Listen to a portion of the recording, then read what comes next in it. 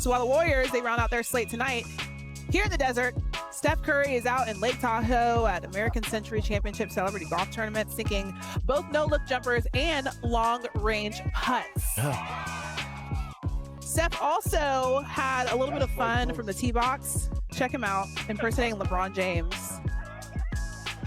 as he welcomed him to the golf community. Basketball, you close. I mean, he looks like him a little bit, a little exaggerated. Hey, man, listen, everybody can't do everything like Steph can. Steph spoke on LeBron's golf game during yesterday's media availability. Take a listen to this.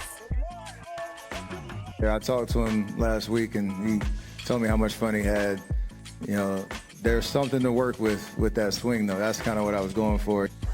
Do you think he could play out here and maybe even be a competitor? Out here? I mean, Charles plays, so probably.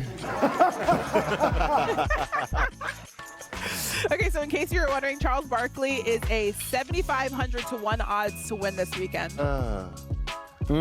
That's pretty damn bad. I don't know nothing about golf. I'm probably about a 7,500 to 1. That's so I'm assuming me and him got the same. No, at all. But okay. And that's why he should have better odds than me. So I know he ain't good. Are you a golfer, Bobby? I'm not. I played once, and I think my clubs wound up in a tree.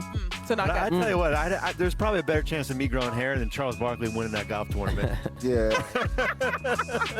Hey, we don't do any bald slander over here. Okay, so it's pretty interesting that Steph said that he's talked to James over the last week, especially if you consider the story that Brian Windhorst and Ramona Shelburne released this morning on ESPN.com about the state of the limbo between the Lakers and LeBron after a very eventful 6 months. The story read, in part, the gigantic trade that had landed Doncic in LA had formed sudden new realities, one of which was James's eventually becoming an expiring contract for the first time in his 23-year career. It was the strongest sign yet that the end of the Lakers tenure was near. Later in the story, Ramona and Wendy both reported, quote, a handful of teams, including Golden State Warriors, who tried to trade for James in 23-24, considered again whether to make an offer, sources said. It was abundantly clear that the 21-time All-Star's time as the face of the Lakers had for the first time a planned end date, even if James's record-setting NBA career did not yet. Whether the 25-26 season is to be James's final season in the NBA is up to him, but if he wanted the kind of Hollywood ending that only the Lakers can give legends of the game, the release date was set. Very interesting. Your thoughts, UD? I mean, shake your head. Once again, I'm going to say it to my camera. We are sensitive. We want to feel appreciated. We want to feel wanted, especially a guy like LeBron James who's accomplished what he's accomplished. When you talk about what he's done as a Laker, 10, 15-year slump, they go to the finals, they get one, he brings them back, and all of a sudden everybody's talking about the Lakers again. I understand how LeBron feels. He wants to put himself in a situation to win a championship. That is not a championship roster right now. So I look at that situation, I say to myself, if he's unhappy, if he's disgruntled, you want to connect the group. You don't want any squares in your circle. That does not fit. So you don't want to disconnect the LeBron James in that locker room. To the Lakers, rightfully so. This is the future. Luka Doncic is your future. We are preparing for the future. LeBron James is not a part of that future right now. So both sides have a point. Will they figure it out and meet in the middle? I don't know. But LeBron James being happy, that should be his main purpose and his main goal. And I respect that. I'll tell you what, I think we're in uncharted territory. I've never, and UD and Shams, you've been around this for a long time. I don't remember a situation like this. It's almost like going back and looking at like the 97 Bulls and Jordan, as great as he was, and then you add another generational player, and now you're waiting to buy time to build around that younger player here.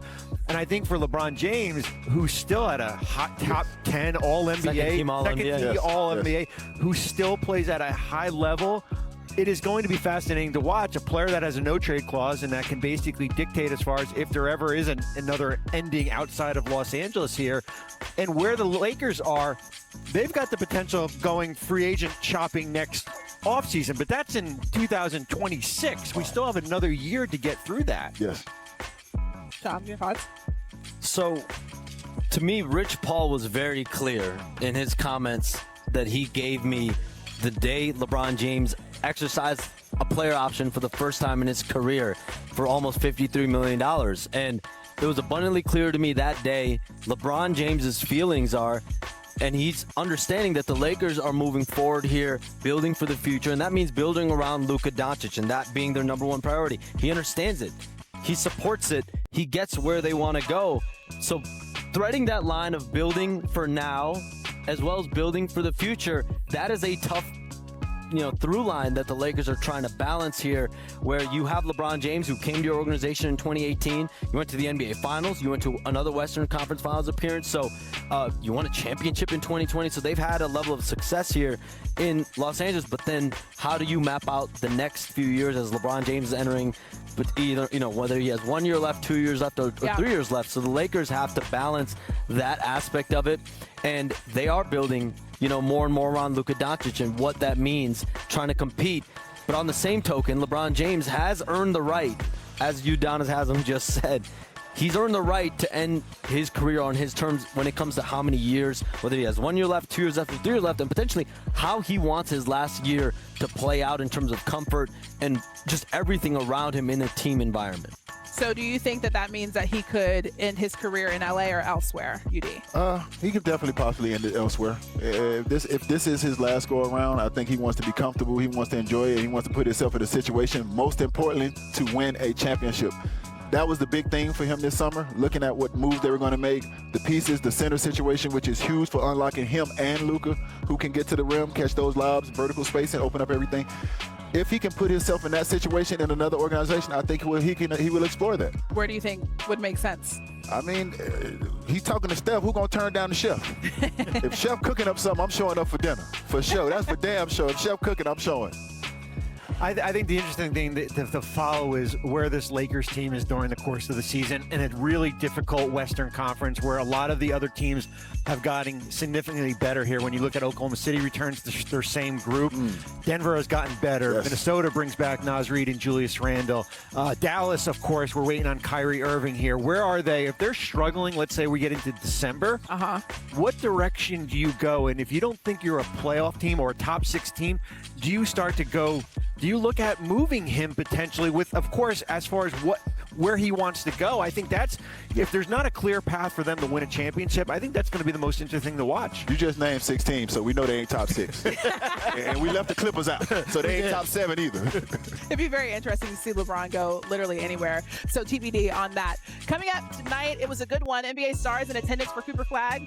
Mavs, Lakers, Summer League matchup. First quarter, we start Cooper Flag with the steal, drives, fast break, and the slam. Mavs down 1, now in the 4th. Oh, yeah. DJ Stewart drives to the lane. Flag with the block. He drives, finds an open Ryan Nembhard. 4-3. Dallas wins 87-85. Flag filled up the stat sheet in his debut, going for 10 points, 6 boards, 4 assists, and 3 steals. He also drew 9 Lakers fouls and turned it over just once. We'll talk a little bit more about Cooper and his debut a little later in the show. As you know, everyone is in Vegas right now. It's the center of the NBA universe. And look at who we have here. Mark Lauri and Alex Rodriguez, now officially the owners of the Minnesota Timberwolves. So